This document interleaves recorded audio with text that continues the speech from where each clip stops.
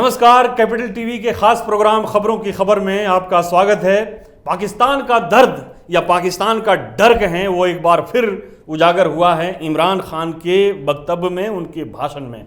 पाकिस्तान में फिलहाल एक इंटरनेशनल कॉन्फ्रेंस चल रहा है रिफ्यूजीज़ के ऊपर। अफगानिस्तान के जो रिफ्यूजीज़ जो हैं वो पाकिस्तान में उनको आए हुए 40 साल हो गए और इस मौके पर वहाँ पे एक रिफ्यूजीज़ के ऊपर एक कॉन्फ्रेंस चल रहा है जिसमें संयुक्त राष्ट्र संघ के जो महासचिव हैं वो भी उसमें हिस्सा ले रहे हैं। और इस मौके पर पाकिस्तान की हालत जो है उसको इमरान खान ने बयान किया है, पाकिस्तान के डर को उन्होंने उजागर किया है, जाहिर किया है।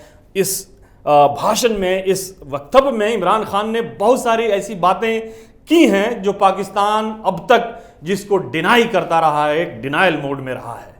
तो सबसे पहली जो पाकिस्तान की नज़र है अभी वो है पेरिस में जो FATF की बैठक चल रही है, प्लेनरी बैठक चल रही है, जिसमें जो सारे जो उसके सदस्य देश हैं FATF के फाइनेंशियल टास्क फोर्स की, वो वहाँ पे बैठक चल रही है। और उस बैठक में ये फैसला होना है कि पाकिस्तान को जो ग्रे लिस्ट में है उससे उसको बाहर किया जाए, ग्रे लिस्ट में रखा जाए, या उसको डिमोट करके ईरान और साउथ कोरिया की तरह से ब्लैक लिस्ट कर दिया जाए।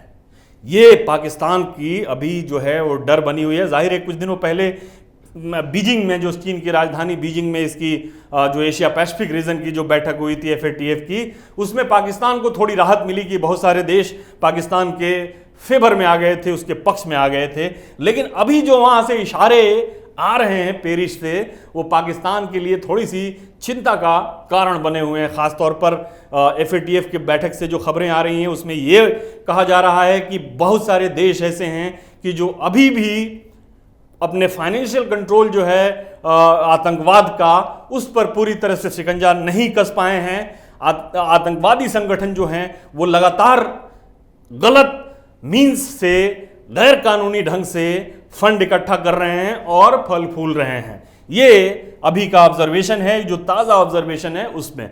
और उसी सिलसिले में इमरान खान ने ये अपने भाषण में कहा कि पाकिस्तान में अब कोई भी आतंकवाद का सेफ हेवन जो है वो नहीं है। कोई आतंकवाद की कोई जन्नत जो है, जो रहा करती थी पहले, वो फिलहाल नहीं है। यानी कि इमरान खान ने एक साथ दो स्वीकारोक्ति कर ली। एक ये कि पाकिस्तान जो अब तक डिनाई करता रहा है कि नहीं, हम कोई आतंकवाद का प्रश्रय नहीं देते हैं, कोई प्रशिक्षण नहीं देते हैं, या कोई भी इसका फाइनेंशियल ट्रांजैक्शन जो है वो पाकिस्तान से नहीं होता है, इस बात को उन्होंने मान लिया कि पाकिस्तान में पहले की सरकारें या उनसे पहले की जो सरकारें हैं या आज से पहले जो होता था वो यहाँ पे जारी था। पाकिस्तान के अंदर ये टेरर फंडिंग जो थी वो जारी थी। पाकिस्तान में आतंकवाद को प्रश्रय दिया जाता था। पाकिस्तान आतंकवाद का एक सेफ हेवन था, अंतर्राष्ट्रीय आतंकवाद का, क्योंकि उससे आपको, चाहे वो बेनज़ीर भुट्टो की सरकार हो या नवाज शरीफ की सरकार हो या फिर कोई फौजी सरकार हो, हर सरकार ने ये इंटरनेशनली अपने आप को ये दिखाने की कोशिश की है कि यहाँ पे कोई भी आतंकवाद का कोई पाठशाला, कोई सेफ हेवन, कोई ट्रेनिंग कैंप या कुछ इस तरह का फाइनेंशियल ट्रांजैक्शन या फाइनेंशियल नेटवर्क नहीं है। लेकिन पाकिस्तान के ऊपर अंतर्राष्ट्रीय समुदाय का शिकंजा जब सख्त हुआ तो पाकिस्तान को यह मानना पड़ा, जब अंतर्राष्ट्रीय यूनाइटेड नेशन ने कई लोगों को आतंकवादी घोषित किया, उसमें से पाकिस्तान ये कहता है कि 17 को किया था, जिसमें से 7 की मौत हो गई है या 9 की मौत हो गई है, कुछ इस तरह के। पाकिस्तान ने अभी इस बात को माना कि उसमें से मर गए हैं, बाकी लोग जो हैं वो रिव्यू के लिए पिटीशन दे रखा है। अभी जो जमात-उद-दावा जो एक पाकिस्तान का संगठन है, उसके सरगना जो है वो हाफिज़ सईद, उसको पाकिस्तान ने 11 साल की सज़ा सुनाई है फाइनेंशियल ट्रांजैक्शन के मामले में। और भी लोगों के खिलाफ वो दिखाने की कोशिश कर रहा है कि हम कुछ कर रहे हैं। तो जाहिर है कि पाकिस्तान में इनका जो आतंकवाद का जो नेटवर्क है वो सोया हुआ है। पाकिस्तान ये कोशिश कर रहा है दिखाने की कि हम जो हैं यहाँ पे बहुत कुछ कर रहे हैं आतंकवाद के खिलाफ। इमरान खान ने अपने भाषण में ये भी माना कि 9/11 के बाद ये अमेरिका से भी, अब इस बात को गौर करने की है कि अमेरिका से भी पाकिस्तान एड लेता रहा। पाकिस्तान जो है अमेरिका से इस बात के लिए एड लेता रहा है कि वो आतंकवाद के खिलाफ लड़ रहा है, अमेरिका का साथ दे रहा है। अमेरिका भी उसकी उसको एड देता रहा इस नाम पर कि वो अमेरिका का सहयोगी है वॉर अगेंस्ट जो टेररिज्म है उसके ऊपर।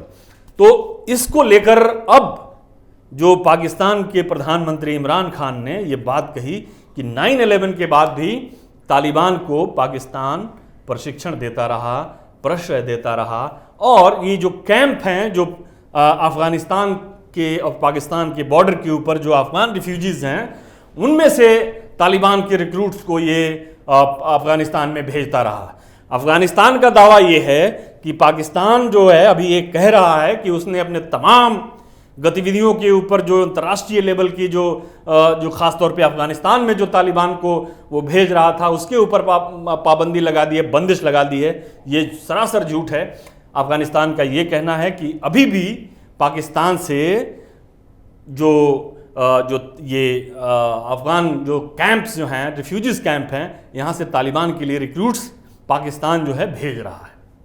तो ये अफगानिस्तान का ये हमेशा से रुख रहा है कि तालिबान जो एक्टिव हैं, जो इतने दिनों तक सस्टेन करके रखा हुआ है अफगानिस्तान के अंदर या अफगानिस्तान के बहुत सारे इलाकों के ऊपर एक वर्चुअल कब्जा उनका है, इसकी वजह जो है, एकमात्र वजह है, वो पाकिस्तान है। अगर पाकिस्तान नहीं रहता तो तालिबान की इतनी हैसियत नहीं होती कि वो अफगानिस्तान के इन इलाकों को अपने कब्जे में रख पाता। तो ये एक तरफ हो गई। अब दूसरी तरफ जो है पाकिस्तान जो ये दिखाने की कोशिश कर रहा है कि वहाँ सिक्योरिटी हो गई है, पाकिस्तान में तमाम तरह की जो आतंकवादी गतिविधियाँ हैं वो सब ख़त्म हो गई हैं। अभी थोड़ी देर पहले, कुछ दिन पहले जो है वहाँ पे एक बम ब्लास्ट हो गया क्वेटा में। तो जाहिर है कि अभी भी पाकिस्तान जो है एक जो शांत देश दिखाने की कोशिश कर रहा है, वहाँ ये अभी इस तरह की चीज़ें नहीं आई। दूसरी तरफ पाकिस्तान में जो सिविल लिबर्टी का जो मामला है, जो इमरान खान इसको बोस्टफुली दिखाते हैं कि हमारे यहाँ बहुत सिविल लिबर्टी है वगैरह वगैरह वगैरह, और भारत जो है कश्मीर में ऐसे कर रहा है वैसे कर रहा है, तो ये सारी चीज़ें। लेकिन सिविल लिबर्टी का जो मामला है पाकिस्तान में, वो अंतर्राष्ट्रीय लेवल पे अमेरिका ने जो एक माइनॉरिटी और रिलीजियस माइनॉरिटीज़ के फ्रीडम के लिए जो एक संस्था बनाई है, उस संस्था ने भी जो 3-4 देशों का नाम लिया माइनॉरिटी के लिए ख़तरनाक, उसमें पाकिस्तान जो है वो टॉप लिस्ट में है। यानी कि पाकिस्तान को अमेरिका भी ये मानता है कि यहाँ पे माइनॉरिटीज़ की जो दशा है वो एक जो फ्रीडम है, रिलीजियस फ्रीडम, वो रिलीजियस फ्रीडम के मामले में पाकिस्तान दुनिया के सबसे जो ख़राब देश हैं उनकी श्रेणी में शामिल है। जाहिर है कि ये आंकड़े भी बार बार इस बात को उजागर करते हैं। पाकिस्तान से जो खबरें आती हैं वो इस बात को दिखाती हैं कि पाकिस्तान में कई ऐसे रिलीजियस ग्रुप हैं कि जो रिलीजियस एक्सट्रीमिज्म का, स्टेट का भी और आम जनता का भी उनको शिकार होना पड़ता है। ख़ास तौर पर सिंध के अंदर जो हिंदू माइनॉरिटीज़ जो हैं, और सिंध ही एक ऐसा राज्य है या प्रोविंस है, पाकिस्तान का प्रांत है कि जहाँ पर एक साइजेबल अमाउंट ऑफ माइनॉरिटीज़ जो हैं वहाँ पे रहते हैं, और उसमें भी जो हिंदूज़ जो हैं उनकी संख्या सबसे ज़्यादा है। करीब 90% जो है वो माइनॉरिटीज़ जो हिंदूज़ जो हैं पाकिस्तान के, वो सिंध प्रांत में रहते हैं। और जो सिंध प्रांत का जो भारत से लगा हुआ एरिया है, जो क्षेत्र है, जो ज़िले हैं, वहाँ पे एक अजीब तरह की एक सरकारी नियोजन के तहत यहाँ पे जो माइनॉरिटीज़, हिंदू माइनॉरिटीज़ हैं, उनके ख़िलाफ़ वहाँ पे षड्यंत्र किए जा रहे हैं। उनके ख़िलाफ़ बहुत सारी चीज़ें ऐसी की जा रही हैं कि जो एक सभ्य समाज, एक मॉडर्न डेमोक्रेसी के अंदर इस तरह की चीज़ों को अलाउ नहीं किया जाता है। वहाँ पे जैसा कि एक बहुत विस्तृत रिपोर्ट इसके ऊपर आई है, पाकिस्तान के भी NGOs जो हैं इस बात को उजागर करते हैं कि जो ये पाकिस्तान के और भारत से लगा हुआ एरिया है, इसमें बहुत सारे ऐसे संगठन हैं। इसमें हाफिज़ सईद का जो जमात उद दावा और फलाह इंसानियत, क्या नाम रखा है, फलाह इंसानियत जो है वो यहाँ पे एक्टिव है, और इनका काम है कन्वर्जन करवाना। ये और एक चीज़ और इसमें हम यहाँ पे ऐड कर दें कि सिंध प्रांत जो है, यहाँ पे जो एक सूफी परंपरा जो थी काफ़ी समृद्ध थी, बहुत मजबूत थी, इसलिए यहाँ पे उस तरह का भेदभाव, रिलीजियस भेदभाव कम था या नहीं था। लेकिन अब जो है, जो ऐसे खानकाह हैं, ऐसे मज़ार हैं कि जो कन्वर्जन को बढ़ावा देने में वो भी किसी से पीछे नहीं है। पाकिस्तान में जो इस्लामीकरण हुआ ज़ियाउल हक के ज़माने में, उसका खामियाजा यहाँ पे अब जो है लोगों को भुगतना पड़ रहा है। उसमें जो हिंदू माइनॉरिटीज़ हैं उनको सर्टिफिकेट दिया जाता है कन्वर्जन का कि आप कन्वर्ट हो गए तो हो गए। दूसरी चीज़ ये है कि इसमें जो माइनॉरिटीज़ को लेकर जो इशू है वो ये है कि सिंध प्रांत में जो जहाँ पे ज़्यादा हिंदू आबादी है, इनके दबाव की वजह से एक कानून पास किया गया था मैरिज के लिए कि जो एज है मैरिज का उसको डिक्लेयर किया जाए, और उसमें ये किया गया था कि जो 18 साल से नीचे के बच्चे हैं, चाहे लड़का हो या लड़की, उसको नाबालिग घोषित किया जाएगा और उसकी शादी को अवैध माना जाएगा। ये एक एक्ट बनाया गया था सिंध की असेंबली से, लेकिन उसको कभी ज़मीन पर कानून के रूप में उसको जाहिर नहीं होने दिया गया था। तो ये पाकिस्तान का सिविल लिबर्टी का मामला है। लेकिन जो सबसे बड़ी जो चीज़ है जो इमरान खान के अभी के भाषण में जो निकल कर आई है वो ये है कि पाकिस्तान ने एक बार फिर इस बात को माना है कि वहाँ जो मौजूदा सरकार से पहले, यानी FATF की तलवार जब तक उसकी गर्दन पे लटकी हुई नहीं थी तब तक वहाँ पे आतंकवाद को प्रश्रय दिया जाता था, आतंकवाद की फंडिंग की जाती थी। एक नेटवर्क था मनी लॉन्ड्रिंग का जो इस पूरे सिस्टम को चलाता था। लेकिन अब चूंकि उनकी सरकार ने बड़ी कोशिश की है और कोशिश के हिसाब से और जो दबाव है उस दबाव में इस चीज़ को, सारे नेटवर्क को डिसमेंटल कर दिया गया है। कैसे कर दिया गया है, कैसे डिसमेंटल कर दिया गया? हाफिज सईद को आपने सज़ा दे दी, लेकिन एक और बड़ा खलनायक जो था भारत का, मसूद अजहर, उसके बारे में आप FATF को ये बता रहे हैं कि वो फरार हो गया है, उसकी फैमिली का कुछ पता नहीं है। कैसे पता नहीं है?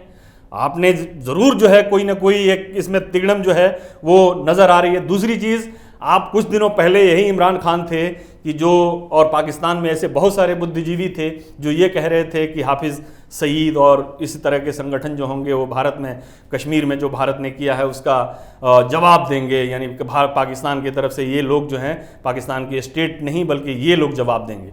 दूसरी एक चीज़ और कही जा रही थी कि इमरान खान जो ये फ़ौज के बारे में जो बोल रहे हैं, यानी कि पाकिस्तान में सरकारें ज़रूर रही हैं लेकिन उसका इंटरनेशनल मामला जो है वो फ़ौज डील करती है। तो फ़ौज अगर इमरान खान को इस चीज़ में, इस बात को एक्सेप्ट करने के लिए, स्वीकारोक्ति के लिए फ़ौज उनको नहीं बख्शेगी। लेकिन ये मामला भी ऐसा है कि जो फ़ौज है वो इस स्वीकारोक्ति जो है पाकिस्तान की, वो फ़ौज की सहमति से है। फ़ौज जो है वो पाकिस्तान से अलग नहीं है, इमरान खान से अलग नहीं है। इमरान खान तो एक महज एक मुखौटे के तौर पर है। तो फ़ौज ने ही उनको इस चीज़ के लिए आगे किया हुआ है कि अभी जो IMF का जो लोन है 6 बिलियन डॉलर का, वो किसी तरह से हैम्पर ना हो। एशियन डेवलपमेंट बैंक का लोन किसी तरह से हैम्पर ना हो। यूरोपियन यूनियन से जो कर्जे हैं वो किसी तरह से हैम्पर ना हो, या और दूसरे देशों की तरफ से जो इन्वेस्टमेंट आ रहे हैं वो हैम्पर नहीं हो। इसलिए पाकिस्तान अभी ये दिखाने की कोशिश कर रहा है कि वो हाफिज़ सईद के ऊपर कार्रवाई कर रहा है, आतंकवाद के ऊपर कार्रवाई कर रहा है, मदरसों के रजिस्ट्रेशन के ऊपर कार्रवाई कर रहा है। ये सिर्फ आई वॉश है और कुछ भी नहीं। फिलहाल के लिए इतना ही, इजाज़त दीजिए, नमस्कार। अगर आपको हमारा वीडियो पसंद आया हो तो इसे लाइक करें, हमारे चैनल को सब्सक्राइब करें और हाँ, बेल आइकन दबाना ना भूलें ताकि आप तक हमारे वीडियो की नोटिफिकेशन पहुंचती रहे। आप अपना सुझाव हमें कमेंट बॉक्स में दे सकते हैं। हमारे साथ जुड़ने के लिए शुक्रिया।